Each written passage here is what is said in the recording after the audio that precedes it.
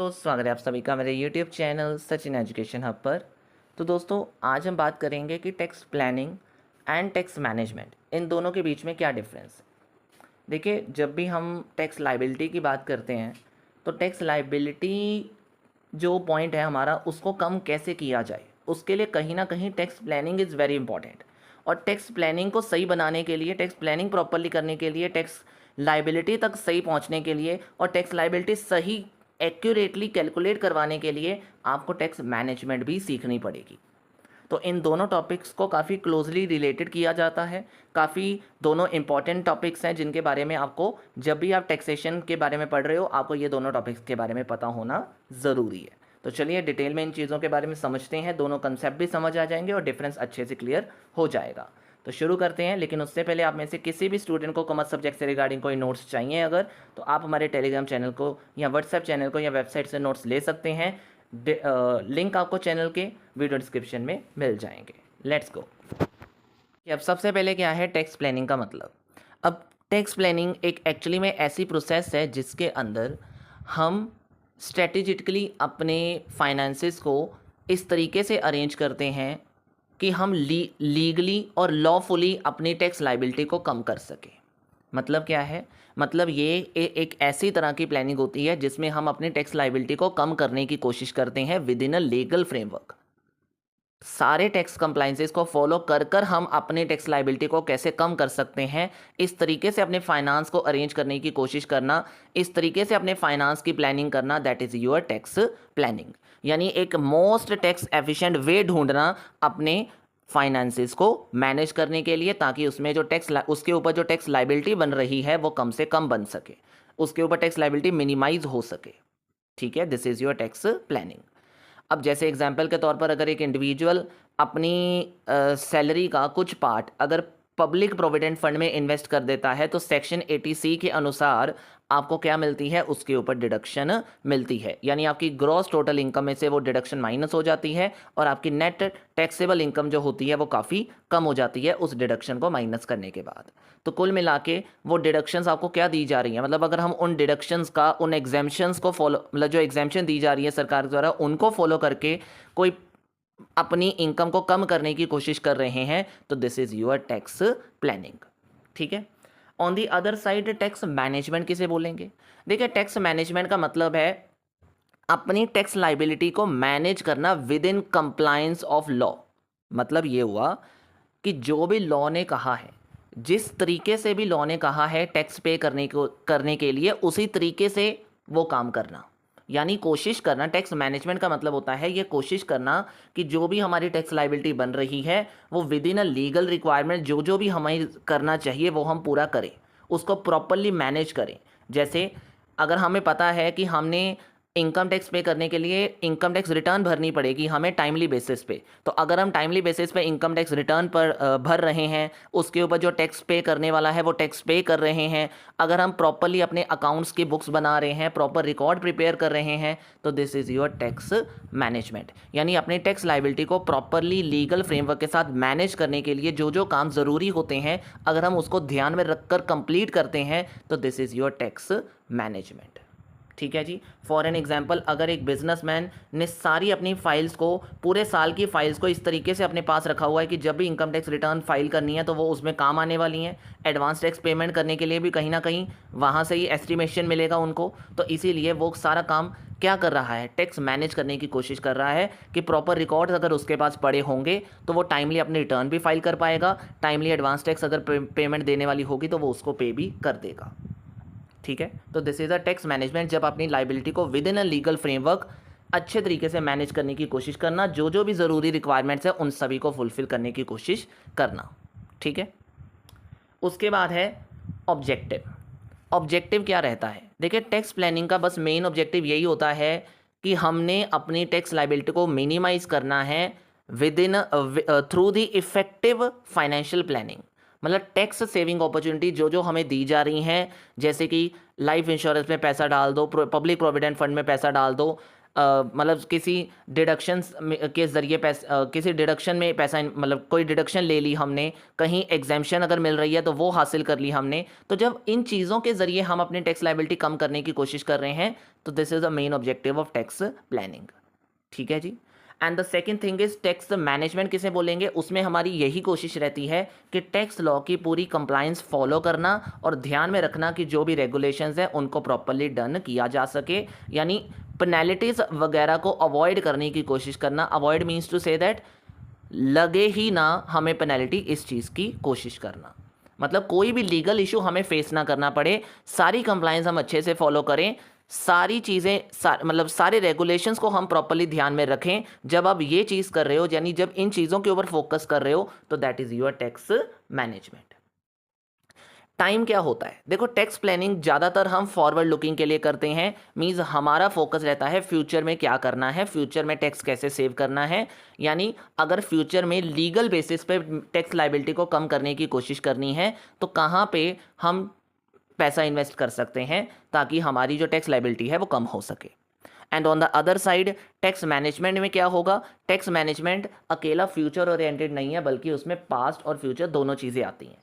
यानी क्योंकि मैनेजमेंट करनी है, तो मैनेजमेंट करने के लिए कहीं ना कहीं आपके माइंड में होता है कि फ्यूचर में क्या करना है हमने, एक तो वो चीज़, और फ्यूचर में करने के लिए आपको पहले मैनेज कर, मतलब आपको कहीं ना कहीं पास्ट देखना पड़ता है। मीन्स कहीं ना कहीं आपको वो सारी टैक्स पेमेंट्स को मैनेज करना है, सारी रिटर्न्स जो आज के करंट पीरियड में आपने पेमेंट करनी है उसको मैनेज करना है, पास्ट टैक्स ईयर्स में जो पेमेंट करी गई है उसको देखना है, तभी तो प्रॉपरली मैनेज कर पाओगे सारी चीज़ों को। यानी टैक्स कंप्लायंस तभी प्रॉपरली हो पाती है ना, जब आप पीछे भी देख रहे हो क्या हुआ था और आगे भी क्या करना है उसके बारे में भी देख रहे हो। यानी करंट मैनेज करने के लिए आगे और पीछे दोनों देखकर जब आप कंप्लायंसेस को फॉलो कर रहे हो, this is your tax management. ठीक है। स्कोप, देखिए अब अगला पॉइंट है स्कोप। तो टैक्स प्लानिंग अगर बात करें, टैक्स प्लानिंग का जो स्कोप है वो काफ़ी लिमिटेड है। Limited means to say that उसमें सिर्फ फोकस किया जाता है कि टैक्स लाइबिलिटी कैसे कम करनी है। मीन्स वहाँ पे इन्वेस्टमेंट कहाँ करनी है, डिडक्शन क्या होनी, डिडक्शन कौन कौन सी लेनी है, एग्जेम्पशन कौन कौन सी मिल सकती है, रिबेट कितनी मिल सकती है, इन्हीं चीज़ों पे फोकस करते हैं हम। मीन्स कोशिश करते हैं कि लॉफुली हम सारा काम करें। तो सिर्फ हमारी जो स्ट्रेटजीज रहती हैं वो यहाँ तक ही रहती हैं कि इन्वेस्टमेंट, डिडक्शन, एग्जेम्पशन क्या लेनी चाहिए।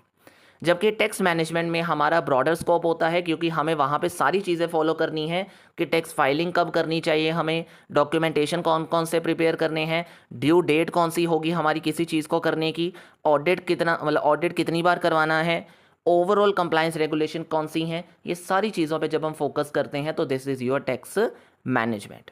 मतलब अगर आप डिटेल रिकॉर्ड रख रहे हो अपनी इनकम का, एक्सपेंसेस का, डिडक्शन का, यानी जब आप इन सब चीज़ों का रिकॉर्ड मेंटेन कर रहे हो, तो this is your tax management. और ये tax management broader scope cover करती है, क्योंकि इसमें सारी चीज़ें डिटेल चाहिए हमें। ठीक है जी। उसके बाद है tax avoidance versus tax evasion. Actually में ये दोनों को डिफ्रेंशिएट करने के लिए पॉइंट है। यानी टैक्स प्लानिंग और टैक्स मैनेजमेंट को डिफ्रेंशिएट करने के लिए अगला पॉइंट है कि एक चीज़ टैक्स अवॉइडेंस से रिलेटेड है और एक चीज़ टैक्स इवेजन से कंप्लीटेड, टैक्स इवेजन को दूर करती है।